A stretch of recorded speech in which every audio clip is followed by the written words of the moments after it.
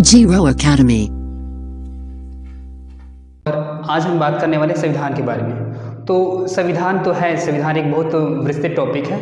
तो आज हम बात करेंगे अमेंडमेंट यानी कि संशोधन के बारे में। तो आज हम शुरू करते हैं पहले संविधान संशोधन से। ठीक है, तो भारत का जो संविधान है वो संविधान सभा द्वारा बनाया गया था। ये बनकर तैयार हुआ था 26 नवंबर 1949 को। ठीक है, लेकिन लागू किया गया था आपका 26 जनवरी 1950 को। ठीक है, 26 जनवरी 1950 को पहला गणतंत्र दिवस मनाया गया और भारत का संविधान लागू हुआ। ठीक है, फिर उसके जस्ट एक साल बाद ही यानी कि 1951 में पहला संविधान संशोधन करना पड़ा। तो क्यों करना पड़ा? तो यहाँ पे पहला संविधान संशोधन जो है बहुत महत्वपूर्ण है। भारत का संविधान निर्माण के लिए एक संविधान सभा बैठी थी जो बहुत ही विशेषज्ञों की सभा थी। उन्होंने बहुत ही सोच समझ के ही संविधान बनाया था। लेकिन ऐसी कौन सी परिस्थिति आ गई थी कि 1951 में यानी कि संविधान लागू होने के जस्ट एक साल बाद ही 1951 में हमें पहला संविधान संशोधन करना पड़ा। तो इसके लिए पहला संविधान संशोधन क्यों हुआ, इसके लिए ये जानना जरूरी है कि उस समय भारत की पृष्ठभूमि कैसी थी, भारत में कैसा माहौल था। तो इसके साथ पहला संविधान संशोधन करने के लिए बहुत सारे पक्ष हैं वो नेहरू जी को बाधित किए कि पहला संविधान संशोधन किया जाए। तो उसमें पहला केस ये था कि चंपकम दोराई राजन बनाम मद्रास राज्य, एक बहुत ही प्रसिद्ध केस हुआ था। देखिए, हुआ ये था कि जब स्वतंत्रता संग्राम की लड़ाई हुई थी उस समय समाज के सभी वर्गों ने अपना सहयोग दिया था। समाज के सभी वर्ग मतलब कि ग्रामीण, शहरी, अनुसूचित जाति, जनजाति, महिला, मजदूर, बूढ़े, बच्चे, सभी ने अपना सहयोग दिया था। स्वतंत्रता के मायने सभी के लिए अलग अलग थे। ठीक है, जैसे एक आदिम या फिर जनजाति के लिए स्वतंत्रता का मतलब ये है कि शहरी लोगों के द्वारा किए जाने वाले शोषण रुका जाए। ठीक है, एक दलित के लिए स्वतंत्रता का मतलब ये था कि जो समाज के उच्च वर्ग हैं उनका शोषण ना कर सके। महिला के लिए स्वतंत्रता का मतलब ये था कि महिलाओं को भी पुरुषों के बराबर हर जगह अधिकार मिले। तो सब लोग संविधान में अपना अपना रोल निभाए थे। हुआ ये था कि सब लोग स्वतंत्रता संग्राम में अपना सहयोग दिए थे। ठीक है, सबकी चाह अलग अलग थी और सबकी चाहतों को पूरा करना भी जरूरी था। तो हुआ ये था कि पहला संविधान संशोधन लागू हुआ और काम करना शुरू हुआ। जो संविधान निर्मात्री सभा थी वही क्या हुआ, पहले मंत्रिमंडल में बदल गई और देश के पहले प्रधानमंत्री बने पंडित जवाहरलाल नेहरू। अब हुआ ऐसा कि स्कूल कॉलेजेस सब कुछ चलना शुरू हो गया, देश स्वतंत्र हो गया। मतलब अभी हम बात कर रहे हैं 1951 की। ठीक है, तो इस समय आपको ये जानना बहुत जरूरी है कि उस समय माहौल कैसा था, हुआ क्या था। तो जब 1951 में देश का संविधान बनकर तैयार हुआ तब हमारे पास हमारे संविधान में कितने थे, टोटल 22 भाग थे, 395 अनुच्छेद थे और 8 अनुसूचियां थी। ठीक है, जब 1951 में पहला संविधान संशोधन किया गया तब भारतीय संविधान में 22 भाग थे, 395 अनुच्छेद थे और 8 अनुसूचियां थी। ये अनुसूचियां थी। फिर 1951 में पहले संविधान संशोधन के तहत 9वां अनुसूची जोड़ा गया या 9th शेड्यूल जोड़ा गया, जो कि काफ़ी विवादित रहा। इसके बारे में बाद में बात करेंगे। ठीक है, तो ऐसा है कि अब संविधान बन गया है, संविधान बनकर लागू भी हो गया है। ठीक है, तो हुआ ये था कि अब सभी लोगों ने अपना सहयोग दिया था, सभी को उम्मीद थी कि देश स्वतंत्र हो जाएगा, उसके बाद फिर सबको अपना अपना अधिकार मिलेगा। ठीक है, लेकिन वास्तव में ऐसा नहीं हो पाया। जैसे कि लेते हैं कि हमेशा से ऐसा रहा है कि भारत में शिक्षा पे हमेशा से उच्च वर्गों का ही अधिकार रहा है। अनुसूचित जाति, जनजाति, इन लोगों को कहीं ना कहीं अवहेलना का सामना करना ही पड़ता है। तो हुआ यह था कि कोई भी एक स्कूल कॉलेज है, वहाँ पे जितने भी सीट है, मान लो कि कोई एक स्कूल है वहाँ पे 100 सीट है, तो सभी के सभी 100 सीटों में ही क्या होता था कि समाज के उच्च वर्गों के बच्चों ने एडमिशन ले लिया। ठीक है, अब ऐसा था कि जो बच्चे हमेशा से शिक्षा से वंचित रहे हैं वो अगर एडमिशन लेने जाएंगे तब पहला बात तो ये था कि सीट फुल हो गया है। दूसरा ऐसा था कि उनको वहाँ पे भर्ती नहीं किया जाता था या फिर पढ़ने का मौका नहीं दिया जाता था। तो उस समय का जो तत्काल में एक मद्रास राज्य था, मद्रास राज्य मतलब कि वर्तमान में उसको तमिलनाडु बोलते हैं। तो मद्रास राज्य की सरकार जो कि कांग्रेस की सरकार थी और देश के जो प्रधानमंत्री थे वो भी पंडित जवाहरलाल नेहरू थे, वो भी कांग्रेसी थे। तो मद्रास राज्य की सरकार ने एक प्रावधान किया जो रिजर्वेशन जैसा ही था।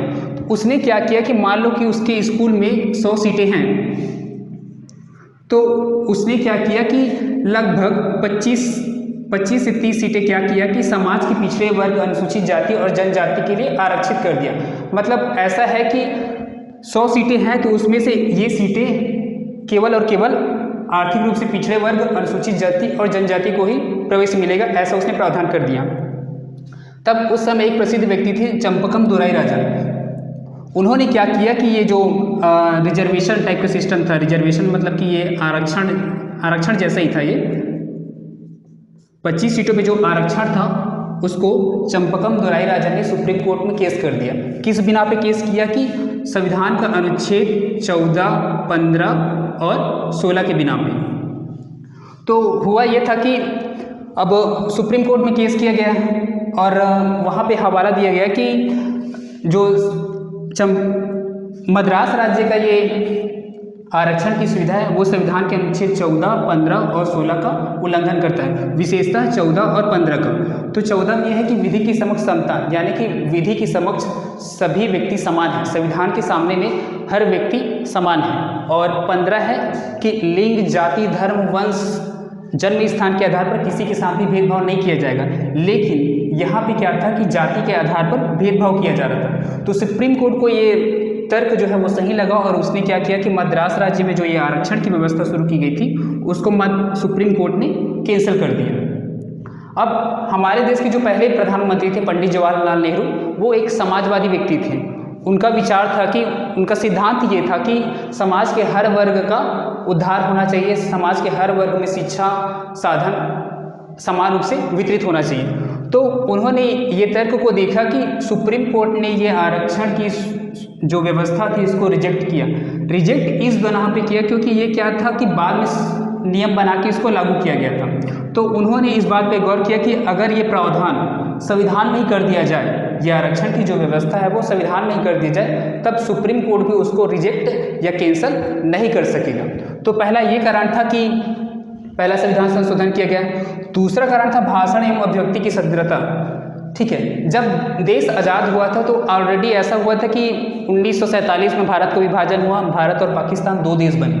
ठीक है, तो उस समय जो सांप्रदायिकता की जो लहर थी वो अपनी चरम सीमा पे थी, सांप्रदायिकता बहुत ज़्यादा मात्रा में बढ़ गया था। भाषण एवं अभिव्यक्ति की स्वतंत्रता आता है अनुच्छेद 19 के तहत।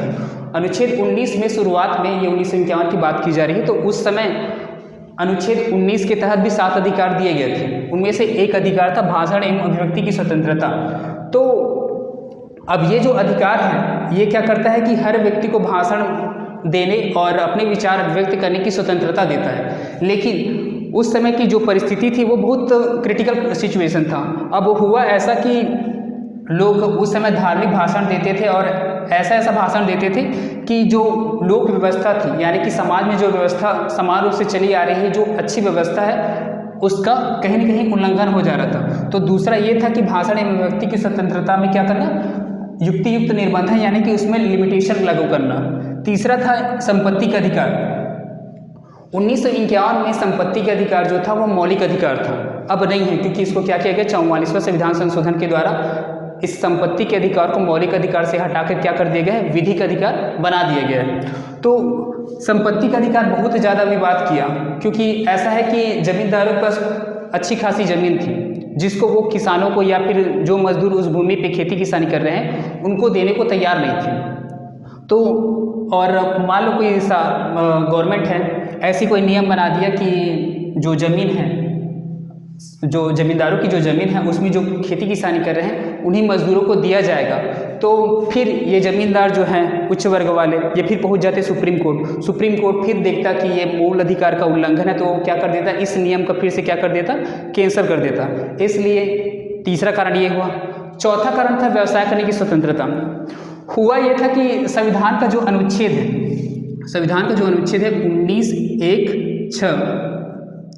19(1)(6) में व्यवसाय करने की स्वतंत्रता का वर्णन हुआ था। एक बहुत हंसने वाली घटना हुई थी कि जब एक व्यक्ति था उसने पढ़ा कि भारत के हर नागरिक को अपने मन के हिसाब से व्यवसाय करने की स्वतंत्रता थी। तो उसने क्या किया कि एक मेडिकल क्लिनिक खोल लिया, मतलब डॉक्टर बन के बैठ गया, ऐसे स्टेथोस्कोप लगा के बैठ गया और पेशेंट्स लोग का ट्रीटमेंट करने लगा। और फिर लोग बाग उसके पास गए, उसके बाद समझ में आया कि नहीं, ये इंसान तो पढ़ा लिखा है नहीं, बस संविधान को पढ़ के आया है और इसलिए क्लिनिक खोल के बैठ गया है। तब सरकार को ये चीज़ रियलाइज़ हुआ कि महसूस हुआ कि इस टाइप की जो अधिकार है ये देना अच्छी बात है, लेकिन इसमें ऐसा है कि जो पद है उसके युक्त मतलब उसके आधार पर योग्यता भी होनी चाहिए। तो सरकार जो है कोई भी व्यवसाय करने पर प्रतिबंध लगा सकती है। लगाने का आधार ये है कि उस व्यक्ति के पास उस पद से संबंधित तकनीकी योग्यता होनी चाहिए। तो चौथा कारण ये था जिसके चलते पहला संविधान संशोधन लागू किया गया। तो अभी तक हमने जो देखा था कि पहला संविधान संशोधन क्यों हुआ, उसकी पृष्ठभूमि क्या थी, मतलब देश में कैसी परिस्थितियाँ थी जिसके चलते पहला संविधान संशोधन किया गया। तो हमें कारण तो देख लिया है। अब पहला संविधान संशोधन के तहत क्या हुआ था, किन किन उपबंधों में संशोधन हुआ था। तो पहला संविधान संशोधन के तहत अनुच्छेद 15, 19 और 31 में संशोधन हुआ था। ठीक है, तो अनुच्छेद 15 जो था वो उपबंध करता है कि भारत जो है या भारत की जो सरकार है वो किसी भी व्यक्ति के साथ धर्म, जाति, लिंग, वंश, जन्म स्थान इत्यादि के आधार पर भेदभाव नहीं करेगा। मतलब वो सभी को समानता का अधिकार देता था।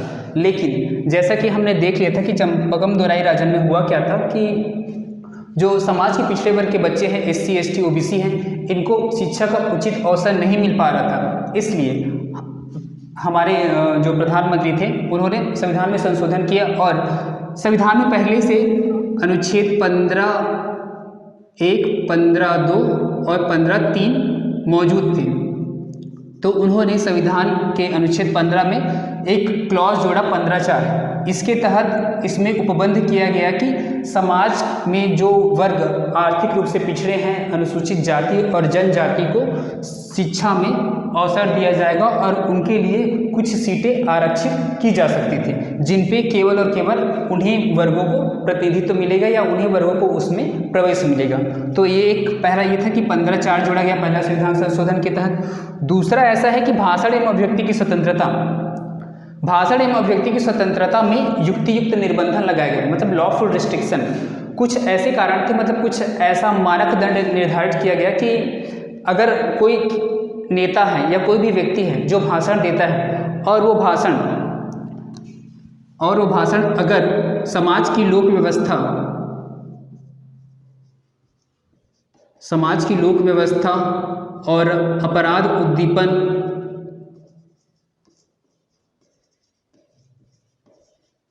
या फिर विदेशी राज्यों के साथ संबंध, ठीक है, कोई भी एक ऐसा नेता है जिसने भाषण दिया और उसके तहत लोक व्यवस्था यानी कि पब्लिक ऑर्डर, समाज में शांतिपूर्ण अगर व्यवस्था बनी हुई है और किसी ने भाषण दिया और लोक व्यवस्था डिस्टर्ब हुआ, तो ऐसा है कि उसको भाषण देने से रोका जा सकता है। वैसे ही अपराध उद्दीपन, अगर कोई एक नेता है जो मानव सांप्रदायिक है और उसने एक ऐसा भाषण दिया है या ऐसा भाषण देने वाला है जिसके तहत हो सकता है कि कल हिंसा हो, कल मारकाट हो जाए, तो उसको भी भाषण देने से रोका जा सकता है। तीसरा कारण ऐसा है कि भारत का विदेशी राज्यों के साथ अच्छे संबंध हैं, ठीक है, लेकिन अगर कोई नेता या फिर कोई भी व्यक्ति ऐसा भाषण दे दे जिसके तहत हम लोग का किसी विदेशी राज्य के साथ संबंध खराब हो, तो उसको भी भाषण देने से रोका जा सकता था। अब उसके बाद जो तीसरा संशोधन किया गया था वो था अनुच्छेद 31 और अनुच्छेद 1(च) में। इन दोनों का ही संबंध किससे है? संपत्ति के अधिकार से, ठीक है। ये बात हो रही 1951 की। 1951 में जो संपत्ति का अधिकार था वो हमारा मौलिक अधिकार था। वर्तमान में ये क्या है? 44वां संविधान संशोधन के तहत इसको विधिक या कानूनी अधिकार बना दिया गया था। तो हुआ ये था कि सबसे ज़्यादा विवाद तो इसी को लेकर होता था कि संपत्ति जो है हमेशा लड़ाती ही रहती थी और इसके चलते विवाद भी ज़्यादा होते थे और कुछ भी विवाद होता था तो लोग बाग सुप्रीम कोर्ट पहुंच जाते थे। तो नेहरू जी को बार बार इस चीज़ में सोचना पड़ता था। उन्होंने क्या किया, तो पहले संविधान संशोधन के तहत ही क्या किया कि अनुच्छेद 31 के तहत 31(क) का प्रावधान किया और 31(ख) का। तो 31(क) का संबंध था जमींदारी उन्मूलन,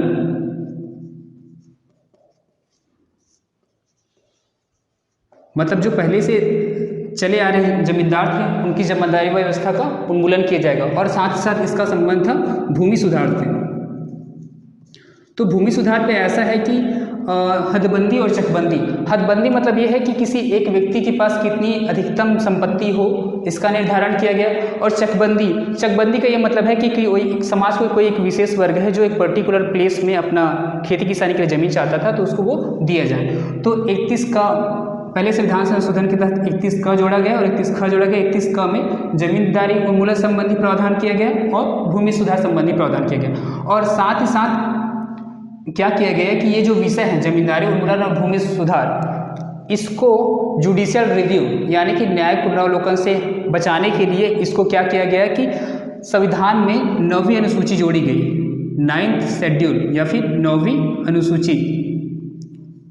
तो संविधान में 9वीं अनुसूची जोड़ी गई और इन विषयों को जो बहुत विवादित रहे हैं उनको 9वीं अनुसूची में डाल दिया गया। और साथ ही साथ ये भी प्रावधान किया गया कि 9वीं अनुसूची में जो भी विषय थे उसका न्यायिक पुनरावलोकन नहीं किया जा सकता। न्यायिक पुनरावलोकन बोलने का ये मतलब है कि इसमें जो एक बार कोई भी विषय डालते, मतलब ये डस्टबिन जैसा था कि एक बार उसमें एक कचरा डाल दी तो डाल दी, उसको दोबारा नहीं देखना है। तो क्या किया कि 9वीं अनुसूची में इन सब विवादित विषयों को उसमें डाल दिया गया। तो ये तीसरा कारण था। और चौथा और अंतिम कारण था व्यवसाय करने की स्वतंत्रता। तो व्यवसाय करने की स्वतंत्रता भी हम लोगों ने जैसा देखा है कि बैकग्राउंड में देखी थी कि कोई व्यक्ति था जिसने क्या किया, मेडिकल क्लिनिक खोल लिया है, ठीक है, और वो पता नहीं किस तरीके से लोगों का ऑपरेशन कर रहा है। तो उसको रोकने के लिए क्या किया गया कि 1916 में 19 ठीक है। तो हम लोग की जो संविधान है, संविधान में 19(1) में जो मौलिक कर्तव्य मतलब 19(1) के तहत जो स्वतंत्रता है उसका वर्णन किया गया है। कहाँ तक? क से लेकर 6 तक। 19(1) में क से लेकर 6 तक जो अधिकार है, भाषण अभिव्यक्ति की स्वतंत्रता के तहत जो अधिकार है उनका वर्णन किया गया है। लेकिन इनमें जो रेस्ट्रिक्शन है, युक्तियुक्त निबंधन है या उसको किस आधार पर रोका जा सकता है उसका वर्णन किया गया है 19 क्लॉज 2 से 19 क्लॉज 6 तक। तो हुआ ये था कि व्यवसाय करने की स्वतंत्रता के लिए 19(6) में प्रावधान किया गया कि कोई भी व्यक्ति को सरकार जो है पर्टिकुलर व्यवसाय करने से रोक सकता है। दूसरा ये प्रावधान किया गया कि किसी विशेष पद पर भर्ती के लिए सरकार उस पद से संबंधित तकनीकी योग्यता निर्धारित कर सकती है। तो इन सब का प्रावधान किया गया। तो ये है कि अब पहला संविधान संशोधन में ये चारों जो है मतलब कि संशोधन किया गया और इन सब का प्रावधान किया गया। तो उम्मीद करते हैं कि आज का लेक्चर आपको समझ में आया होगा। अगर कुछ किसी को डाउट हो तो वो कमेंट कर सकते हैं। धन्यवाद।